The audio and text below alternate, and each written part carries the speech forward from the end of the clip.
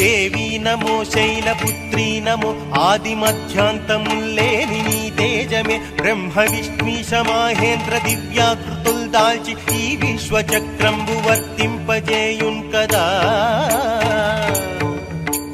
దుర్గవై లక్ష్మివై వాణివై గాయత్రివై శ్రీరాధవై సంఖ్యకుంద్రాని రూపాలతో నిండి ధ్యానించు భక్తాళి హృత్కంజ పీఠముపై నుండి